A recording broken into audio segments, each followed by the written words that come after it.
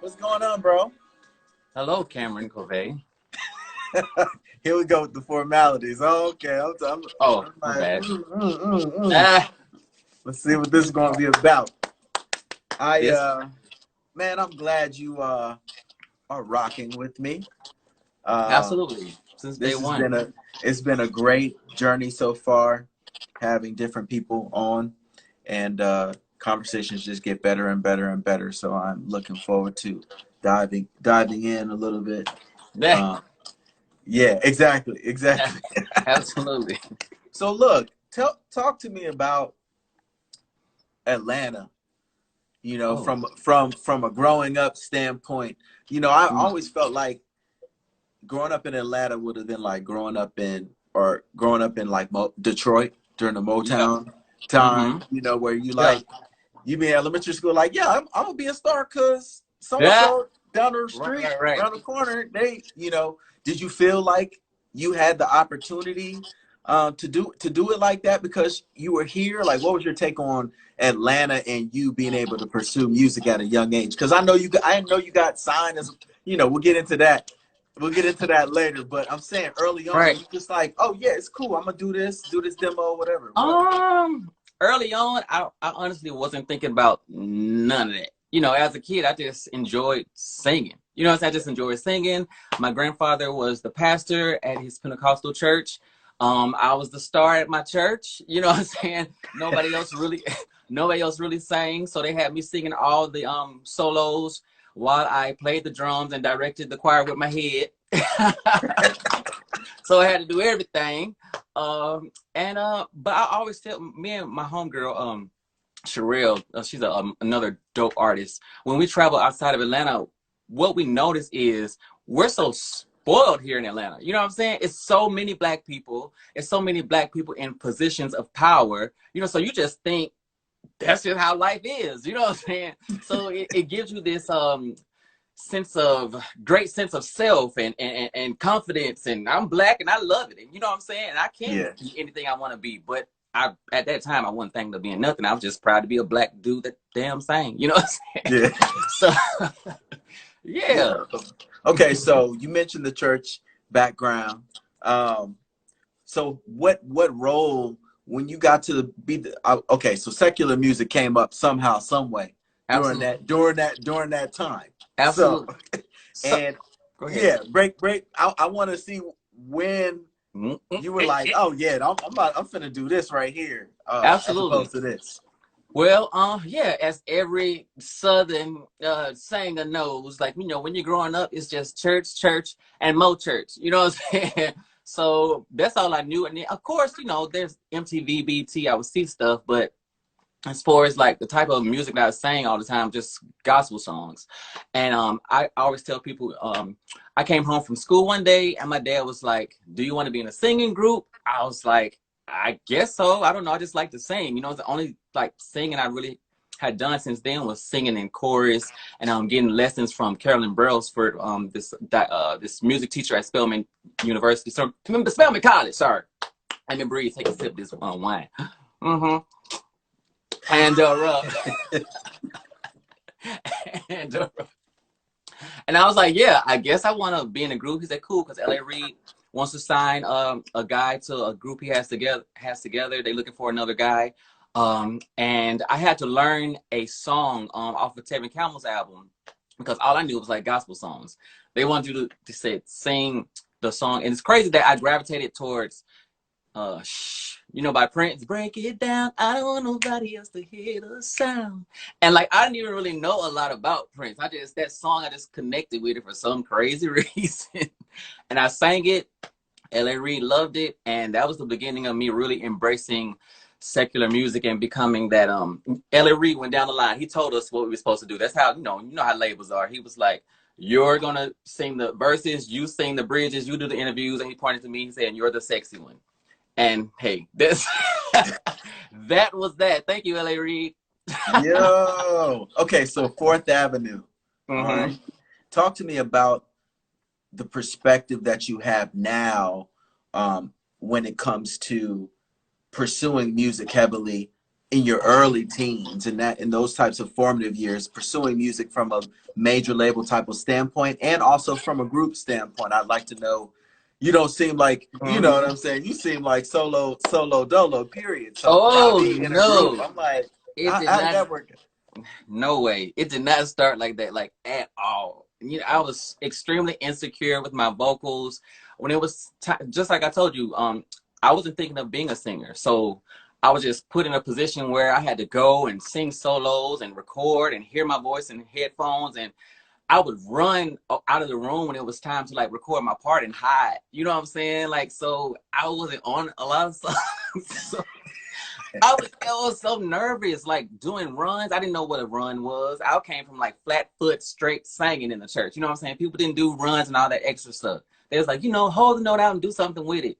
So, and the other group members did all of that. You know what I'm saying? So I had to get more confident with all that. But being in the group, it let me see how little of a say-so you had in specifically being signed to a major label. You know what I'm saying? I think that's why they sign kids so young, because you don't know who you are, you don't know what you want to talk about, you don't know what you want to look like, and they just put it all on you. You know what I'm saying? This is what you're going to sing about, this is what you're going to dress like, whatever, and you're just so excited to, yeah. All right, where we go next? Okay, what? Tell everybody to kill themselves? Okay, pop. You know, it's crazy. You know what I'm saying? So, but I'm glad I went through that to see, you know, see what the fuck was going on. I'm sorry.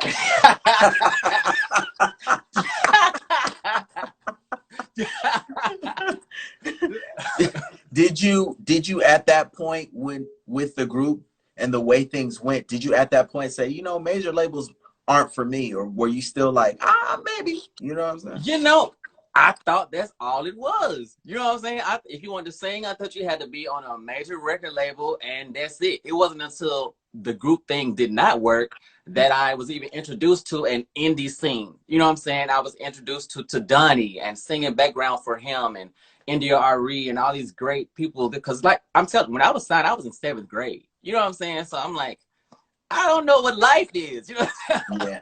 You know what I'm saying? So 7th grade all the way to my senior year in high school. And then, you know, the group didn't work out. So I said, shoot, I guess I'll just go to college and major in music management and vocal performance, you know, try to master my voice, you know.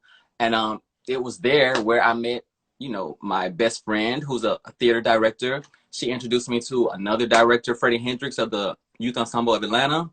And I started songwriting. I met Donnie. He came to one of our rehearsals. He was signed to Motown. And my eyes were open to the other side of things, you know, so yeah. Listen, so look, there are a lot of really, really amazing artists of all disciplines that have been a part of the Youth Ensemble of Atlanta. And I feel like it's such a special thing, especially coming from outside of Atlanta, to see that is something that was around to really nurture the talent wherever it was, you know. What are some enduring lessons that you might have learned either about yourself or about your craft that you might have learned during that time frame? Yeah, well, when I first joined the company, I used to wear my little contacts, you know, my little colored contacts. I still wear my colored contacts. So I had gray, blue, green, hazel, everything that came out, I wanted it. You know what I'm saying? I had all the best clothes and everything, but I'm saying all that to say I used those things to define myself and make me feel good about myself. You know what I'm saying? And Freddie, the director, he came up to me one day. He was like, son, why do you wear those contacts? You have beautiful eyes. You know what I'm saying? Like, why are you doing that? And there's nothing wrong. I'm not trying to shame people for, you know, wearing this different stuff, you know what I'm saying? But if you don't have a good sense of self before you put on the costume, the stuff wears you. You know what I'm saying? Instead of you wearing it and giving it purpose, and, you know, and it being extensions, and it being an extension of who you are. You know what I'm saying? You got to ground yourself. Being in the company let me know, oh, shucks. There you go. Sorry. Being in the company let me know that I have a purpose. I am a light. When I joined the company again, so by being signed so early, you know, you get a signing bonus. You get all this money in your pocket. You know, you think you all that. You know, so I went in there just like, okay, all right, whatever. You know what I'm saying? But it let me know that yes, cool, that's great. You are great, absolutely. But you are here to also flip that thing around and let everybody else know that they too are great. You know what I'm saying? So that helped me with that. I just love Freddie. I love theater. I love people. And I just want us to all live, learn, grow together, and make this place better. Do you still have maintain some of those relationships? Oh, absolutely. I Yeah. talk to more YEA people than high school people, you know what I'm saying, and college people, you know. So YEA, we are a big family. So I still work with them, like Jill Lane. He is my choreographer for my shows. I met him in YEA. My best friend Sherelle Luckett, I met her through YEA in college, and you know, she's my creative partner. I mean, most of my closest relationships came from YEA. Wow. So the first time I ever saw you, you were singing with Donnie. Okay. And this was at Variety Playhouse in Atlanta, and y'all were opening for Michelle and Dege Ocello. I think. Oh, wow. Soul Live maybe was on the bill too. Okay. Might have been all three of y'all. It was definitely you and definitely Michelle, but maybe Soul Live was there too. And I could see the light then, just straight up. Oh, thank you. Talk to me about singing BGVs. You know, everybody's got a route that they take in order to get where they want to get to. Some people are pro singing backgrounds as a way to enhance yourself or learn. Other people are against it. Where do you stand as it relates to singing background for someone else and how it may help or hurt your career? Yo, help or hurt your career? Oh, I never thought about it like that. I thought you were just going to say, like, is it just a good way to master your voice or something like that? Help or hurt your career? I mean, would you say to do it? Would you tell somebody to do it? I would say absolutely do it. You know what I'm saying? Because you can learn a lot of lessons without you being in the front, you know, immediately. You know what I'm saying? So by watching Donnie, I learned how to, you know, how to control the crowd, what works, what don't work. You know what I'm saying? How to work with people. I don't. I want to talk about a lot. Okay. I learned a lot of stuff working with Donnie. But the most important thing is I learned how to hold my part. You know what I'm saying? And you master your voice. You are an extension of that artist in the front. You know what I'm saying? So if they don't want no vibrato, you need to take that vibrato out. If they do want vibrato, you need to learn how to turn that thing on. You got to blend, remember your part, all that great stuff. So, and I think it just let me know that it's a lot of hard work. It's not as easy as it looks. And you got to be built for this thing if you want to make a choice to do it. So it really has to be a passion of yours. Don't do it because you want to be famous and your name in lights and stuff, like, because it's a lot of shit that come with it, and you ain't gonna be able to go through all that if you're not extremely passionate about, you know, performing. And I just feel the most comfortable on stage. That's my home. You know what I'm saying? This whole COVID thing is driving me crazy. Yeah. What's up to everybody tuning in? I saw Netta check in. What's up, Netta? What's up, Masha, everybody all over the world? I am talking to my homie, Rahbi. And we're talking about a variety of things. We've just been talking about your experience with Donnie singing BGVs. How much of that experience has played into how you interact with background vocalists that are singing for you? Listen, Donnie taught me number one, he's one of the best songwriters in period. One of the best artists, period, in music history. You know what I'm saying? So I count it a blessing to have even worked with him. You know what I'm saying? But as far as background, my phone is doing something crazy. I don't know if you see it, but it gets like dark and stuff. But I just you good. You still good. Thank you. As far as background arrangements, like my background arrangements is heavily influenced by Donnie, but also Kelly Price, Faith Evans, the Clark sisters. But Donnie introduced me to the Clark sisters, really. So like they inspire my backgrounds like heavily, especially Karen, just all that. So yeah. And the way even I pronounce some things, you know, so because like I said, singing backgrounds, you become an extension of the artist. So the way I sang, I had to sing it like him. You know what I'm saying? So that's why sometimes Shaka Khan's background singers sounded like her. I forgot who the lady was. Was it Vesta? I don't know. Uh-oh, I don't want to say it wrong. Was it? I don't know. I don't know, but whoever, you know, a lot of times when you sing background for somebody, you start sounding like that person a little bit, you know. So yeah. Wow. So what was then the approach to creating finding my own thing? Yeah, creating your first project specifically. What was that thought process like when you approached it? The first project, don't think about it. Just throw it all out there. Throw all the paint on the wall and just do it. You know what I'm saying? So I didn't know what I wanted to do, but I take my hat off to Reggie Crosland, who was my first producer, also from YEA. You know, I met him through a keyboard player with Donnie, who was in YEA, Justin Ellington, related to Duke Ellington. You know what I'm saying?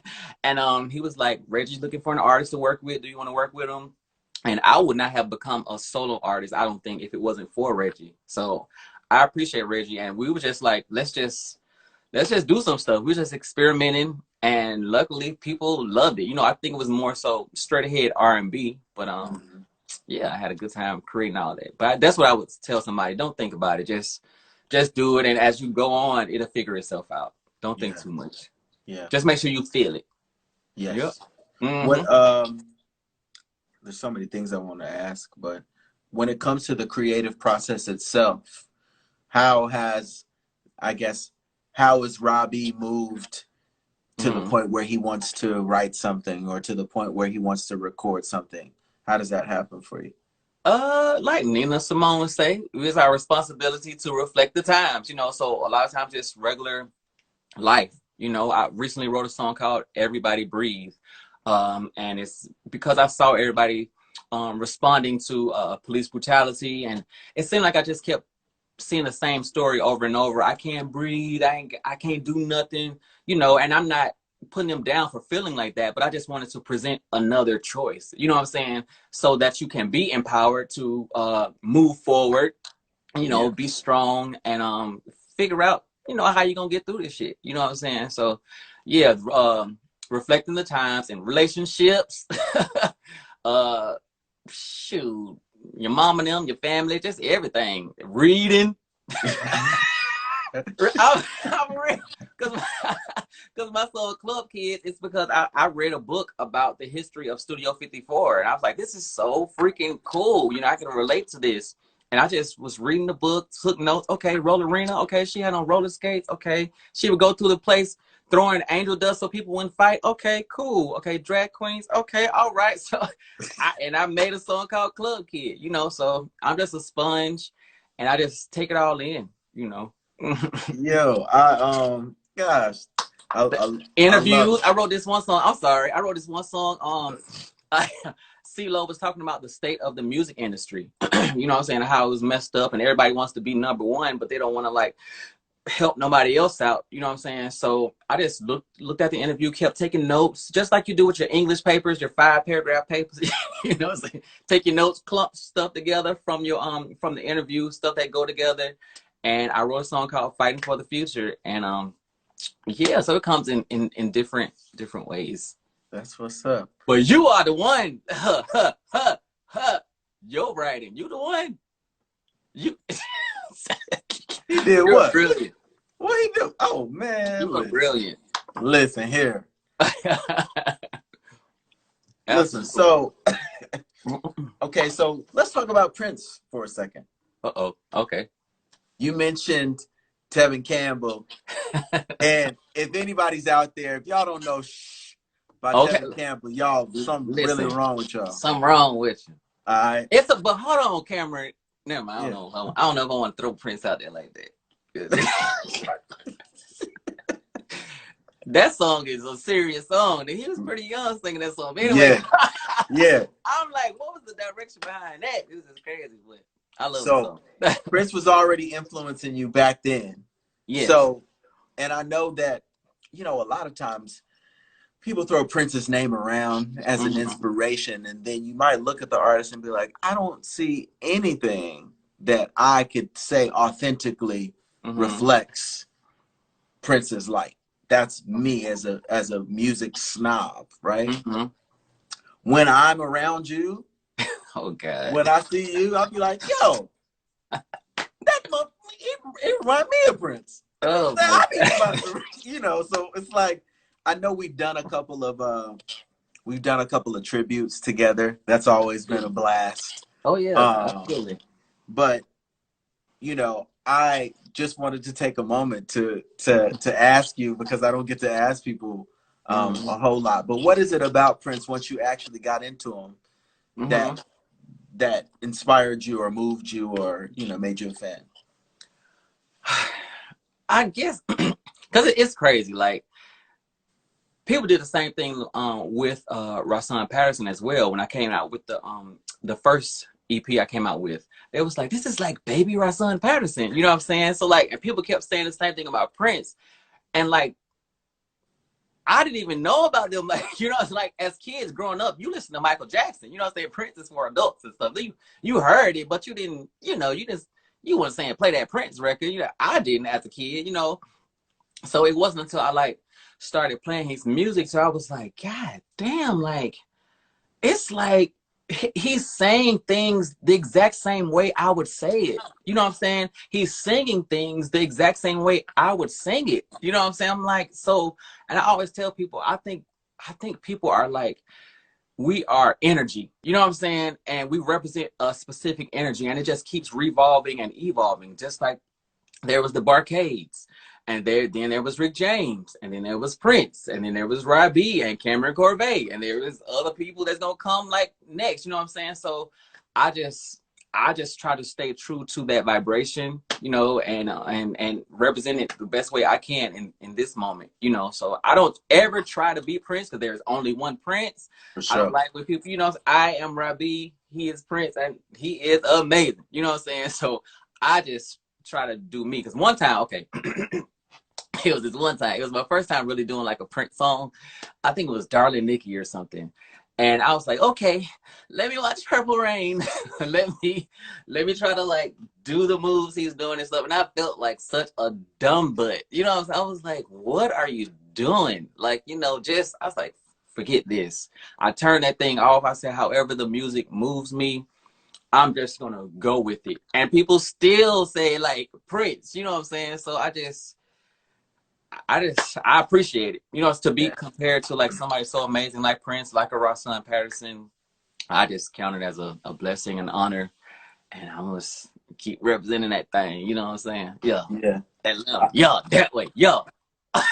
How you mentioned your collaborators, you know, from creative directors to choreographers and everything like that. And I know as an independent artist, it's tough, you know, to get people who are on board with your vision and who believe in it like you do. You know, there might not be money one week, you know. So how has that been for you to kind of rally the troops together, and what advice would you give to an independent artist out there who's trying to build something bigger than themselves but needs that extra help? Yeah.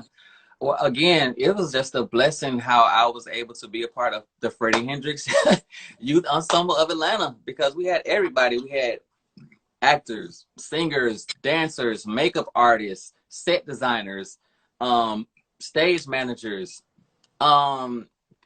lighting designers, everything. So the majority of the things that I do, I call on my friends from YEA, from my background singers, from the dancers, makeup. I mean, my video I just did, my makeup artist was Day Hill. She was a famous makeup artist for Nicki Minaj.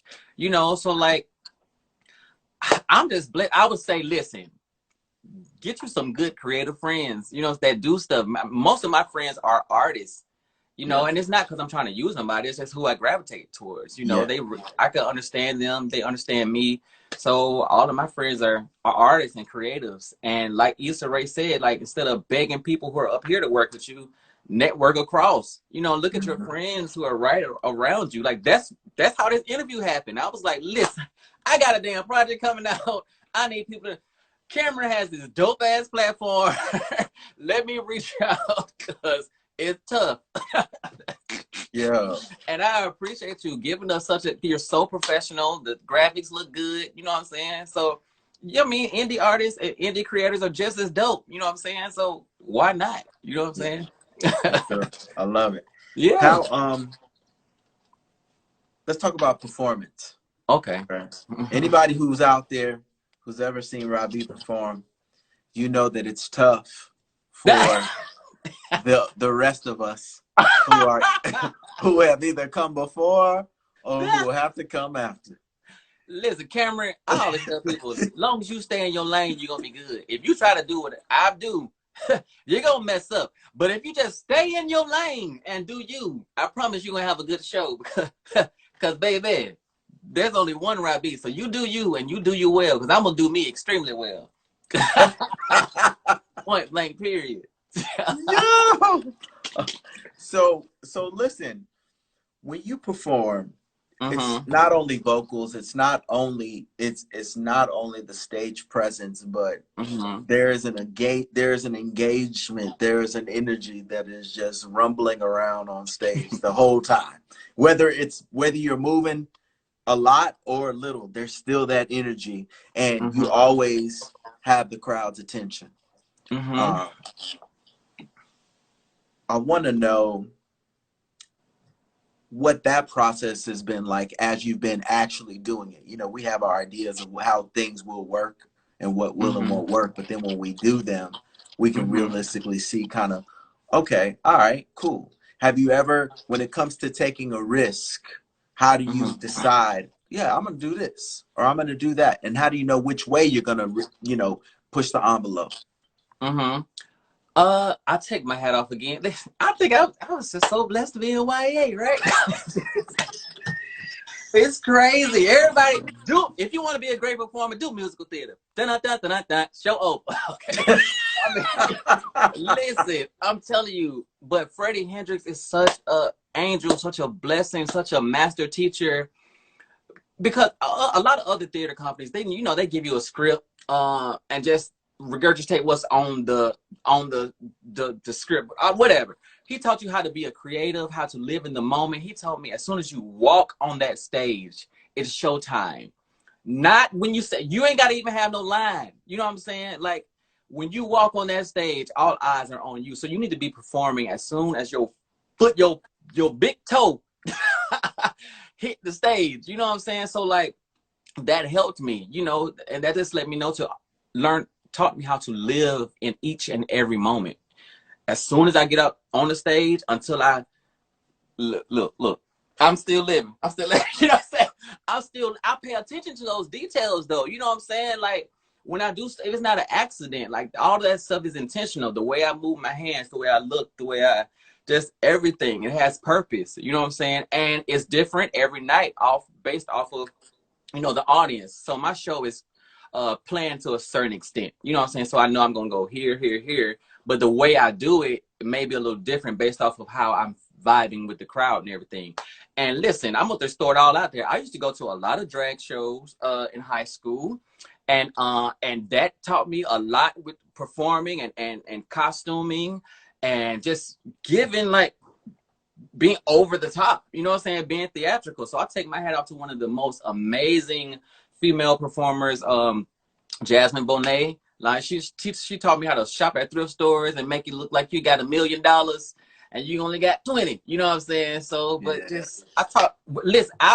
This one time Jasmine was performing. She was doing this Janet Jackson song, and we had some leaf blowers on the side of the stage, and it was like, "Rrr!" But people didn't see us. They just saw her like blowing and shit. You know what I'm saying? So like little stuff like that, like the stuff that you put into your performance, seeing that as a high school kid, like it just stayed with me, you know? So that's why in my show, I'm coming out of pyramids.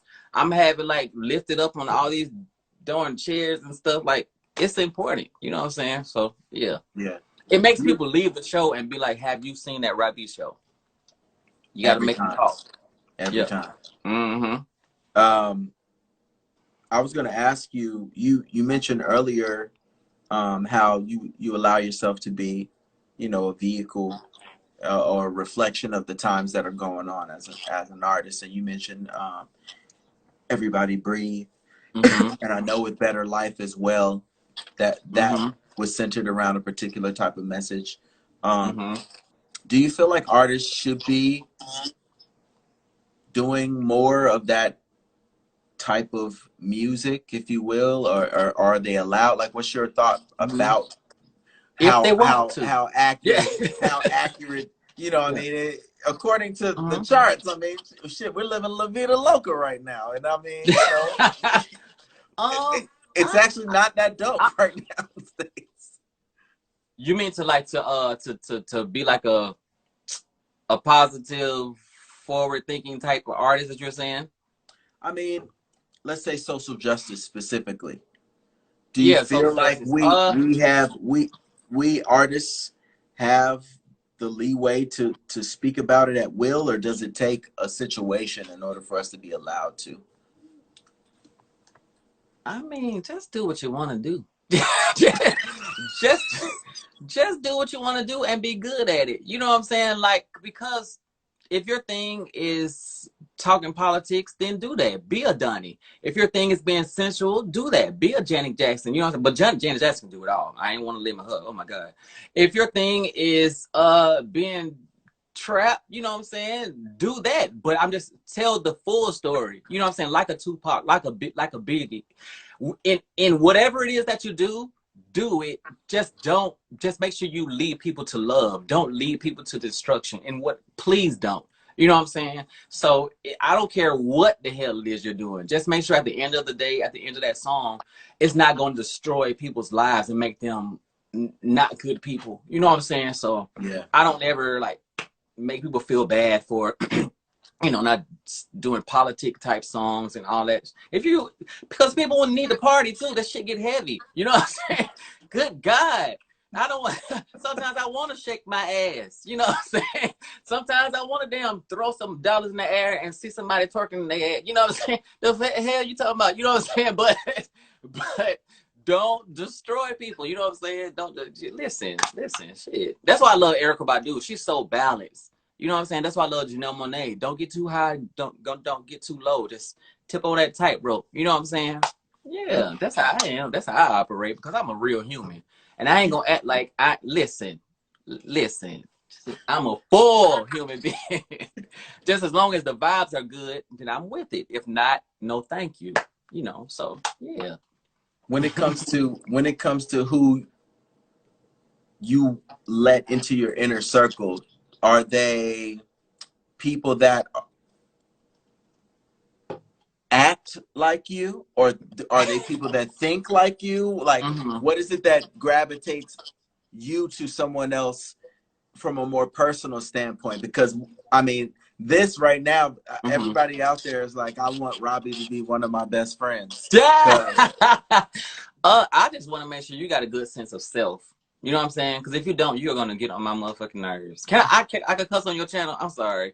You are. If you represent stereotypes and go on with whatever else, you got to have a good sense of self. You know what I'm saying? Or else just, I'm gonna love you. You know, I'm gonna love you, but I'm gonna keep you over there. You know what I'm saying? Until you figure you out, then you could come on in my inner circle. So that's the main thing. A good sense of self, who you are, what you offer to the world. You're confident in what it is that you do. And yeah, because if not, you're not gonna be able to be around me because I'm gonna fuck with you. You know what I'm saying? You're gonna be jealous, you're gonna be envy, all that other shit. You know what I'm saying? So you gotta be strong in what it is you do before, you know, you come on over here on this side of the playground. Hey. Yeah. Hey, break it down. How do you feel about genre?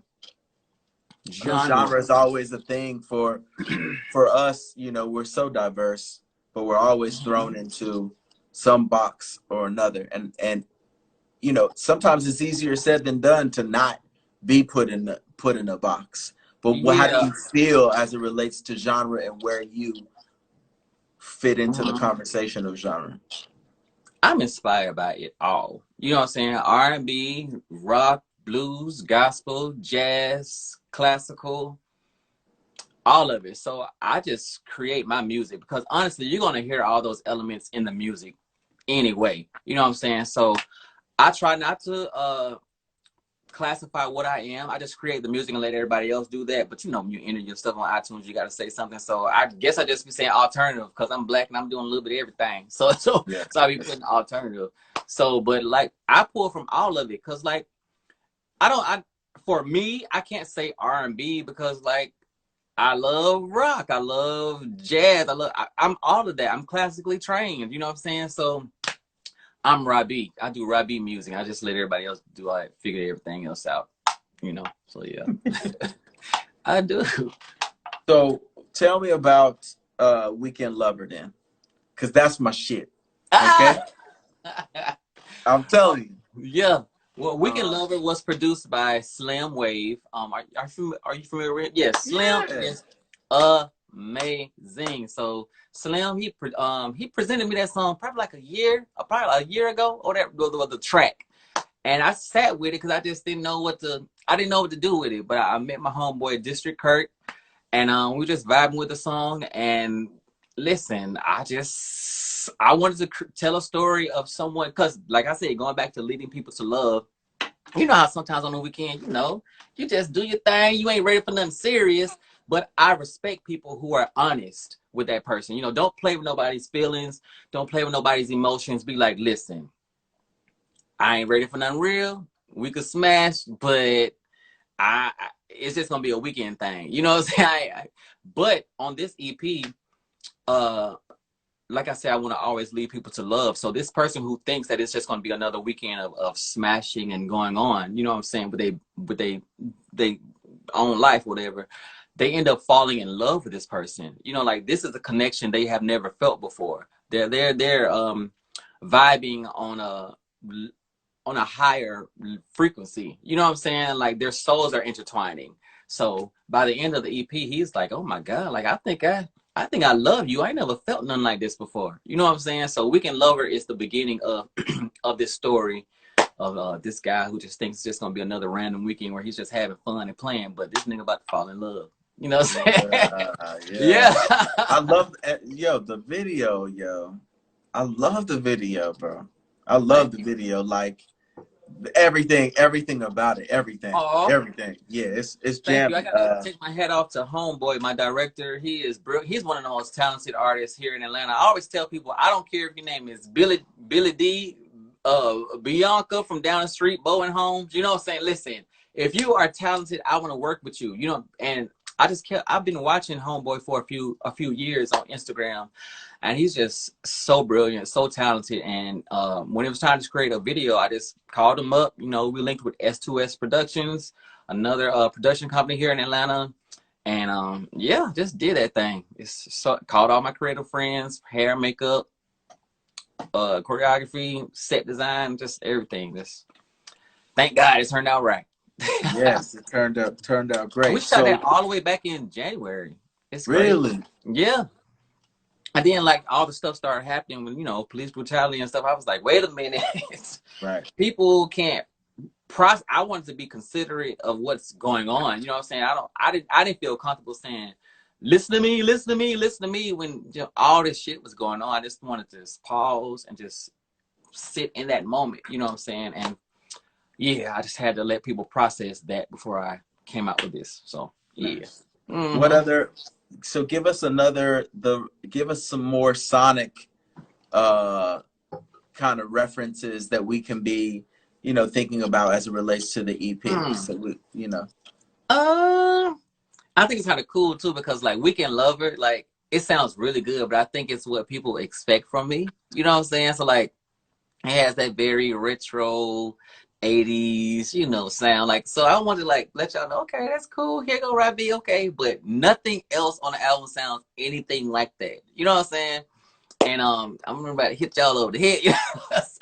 No, so I'm thankful for the amazing producers that I worked with on this project. Of course, Slim Wave, like I said, but there's Chris Theory, who's produced stuff for Music Soul Child, Algebra. I don't even know what I would call that. The song, it's a song in there called "Say We." You know, your French talking ass. Yeah. I was saying, what is it? La piscine? La piscine? Yes. I've been saying it all day. Listen, I can't wait to listen. You know, I took French in high school, but I hated my teacher, so I was like, foutoir. You know what I'm saying? I hated her. And I had in-school suspension. So people, if you watch it, don't say Futuani, your teacher, you can go to in-school suspension. It means this, you know. But I hated her. She was so racist. But yeah, so Chris Theory, I don't know what that song feels like. It feels like some international type stuff. It's just it says say you, say me, say us, say we. You know, like, but I don't even know. I've never sang on a track like that before, so I can't even. It just feels like, you know, like you at a fancy ass hotel overseas and you hear something in the lobby, something like that. Like, it reminds me of that. I don't know. It just if that makes any sense. It's just like, it's a vibe. You know what I'm saying? I work with another producer called Munir Zaki. He's a producer based here out of Atlanta, Georgia, but he's heavily influenced by Afrobeat. He's just brilliant. The song, you know, it's crazy because the song don't sound nothing like Afrobeat, but it's it sounds something like Anytime, Any Place by Janet Jackson.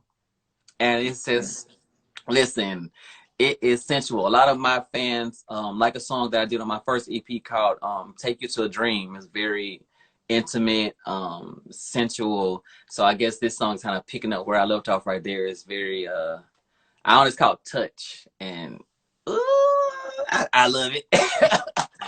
And Chris Theory, again, produced the last song on the project called I Love You. And that's when the guy has the realization of, you know what? I think I want to be with you forever because you are just making me think differently. You're making me vibrate differently. I think me being with you is going to make me a better person. You know what I'm saying? So loving you is making me love myself. And I've been playing in these streets for way too long, but I think right here is where I belong. You know what I'm saying? So yeah. And that's got some trap elements in there because, you know, I'm from Atlanta, you know, so I don't think I've done that before. So but it starts out very theater, very la-di-da, la-di-da, da-da-da-da-da. But then that shit hit, that shit coming on in. Oh, I'm so excited. Come on Friday. Make sure listen, y'all better pre-order that thing. Get it Friday.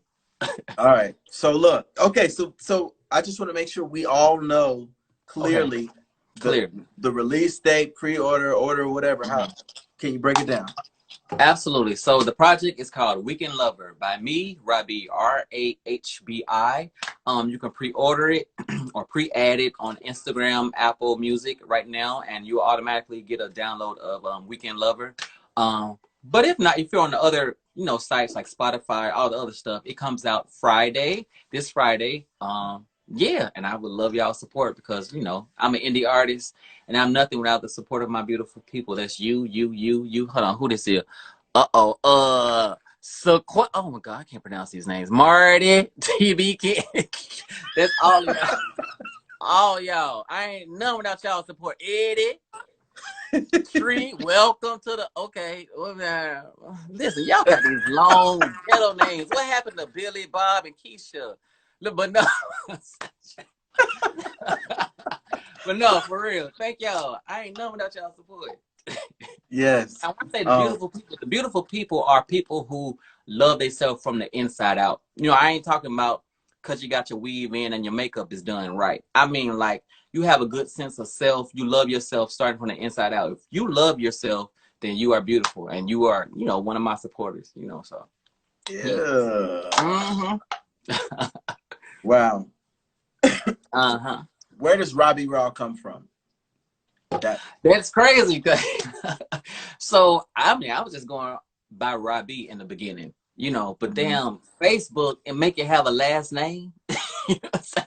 So I was like, I'm not going to tell people my last name. You know what I mean? I got to, just like I said, before I let you in my inner circle, I got to know, like, you for me. You know, I can't give you my name, my address, my birth date, all that stuff.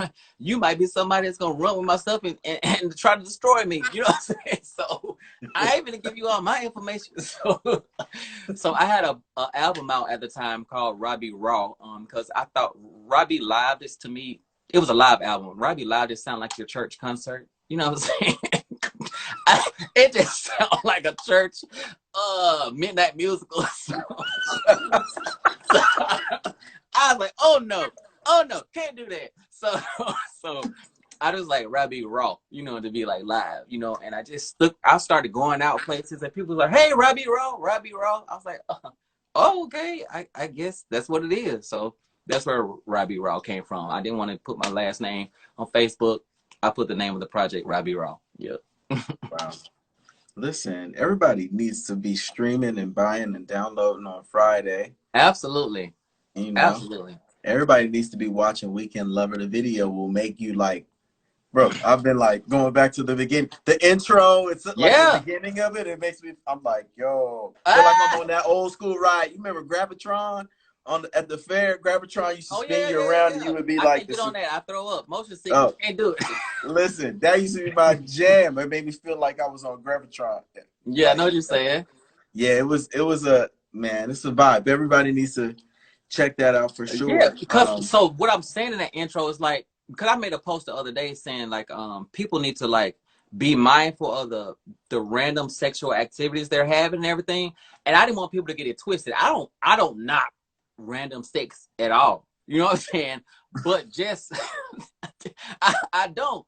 But the person that you're laying down with, they need to have some good energy because you are taking on their energy. So make sure that they're, you know, y'all vibe, the vibe is right. You know what I'm saying? So yeah, don't be laying down with any and everybody. You get up, damn, all these bad spirits on you, depression, you know, all that shit. Like, ain't nobody got time for that. But yeah, do your thing. Just make sure you're doing it with somebody that's like-minded on that same frequency, you know. Yeah. Yeah. What choose wisely. That's what the intro says.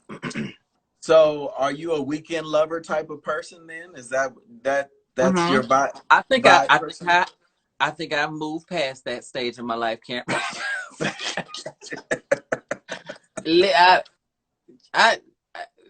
It don't excite me like that.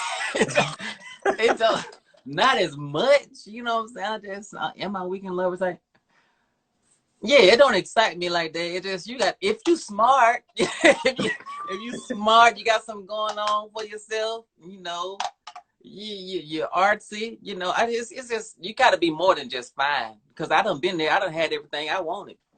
So you gotta be able to hold my attention. I done got it. Listen, I ain't no ugly nigga. You know what I'm saying? You gotta be able to hold my attention. So yeah. All right. What about you? What about you, Cameron? You asked me damn questions. What are you a Weekend? No.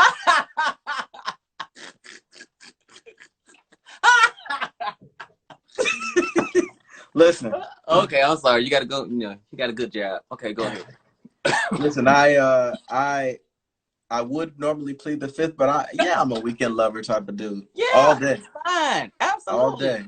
Yeah. Absolutely. I mean, I definitely, you know, the vibe has definitely got to be cool. You know, I done crapped out. I've crapped out maybe once or twice. You know what I mean? But I feel like it's just there's an excitement about it. Now, don't get me wrong. I don't be like looking at situations like, oh yeah, I'm gonna get into some trouble. But right. At the same time, it's like if there's a vibe going, and absolutely, the vibe just do it. That's a blessing. Isn't meant to stop, then you know that's a blessing. Go. Do it. Absolutely. That's how I am. Because the girl, even down to the girl that I had in the video, Sheena. I don't know what it is about that girl. Like every time I'm around her, she makes me feel like, ooh, like, you know the song Delirious by Prince? I get delirious whenever you're near. When I heard that, I was like, yes, that's exactly how it is. I can't talk right. I just feel, so I wanted that girl I wanted it to be a true connection in the video, somebody that I really vibed with on that level, you know. So I love Sheena for doing it for me. What was I about to say? I'm about to say something else. I don't know, but yeah, I guess that's it. I was gonna say something else. I don't know. I wanted to ask you real quick before we wrap up, how you've been able to kind of navigate this you know, this year, and you know, how you've been able to stay kind of, let's say, optimistic from a music business standpoint, because we've been hit so hard.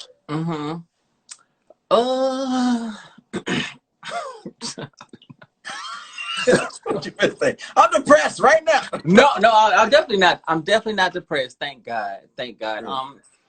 I work with my brother. You know, I am Zoe. Yeah.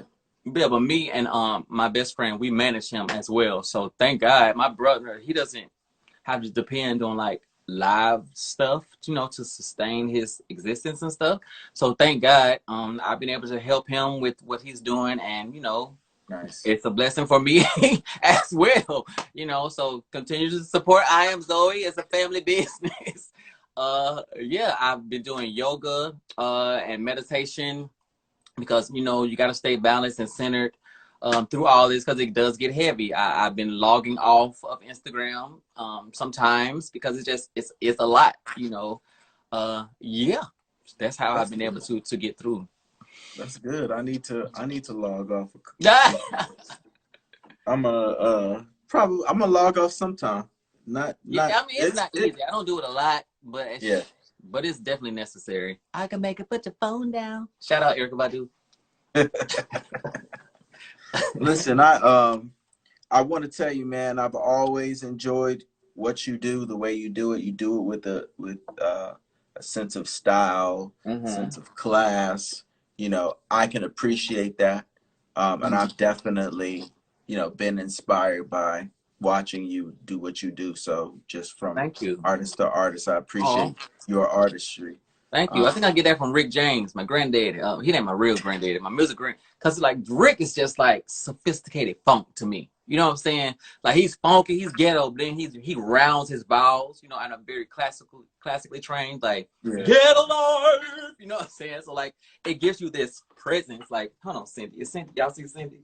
It just gives you this very regal, you know what I'm saying? So yeah, I appreciate that. I got it from Rick James. That's what's up.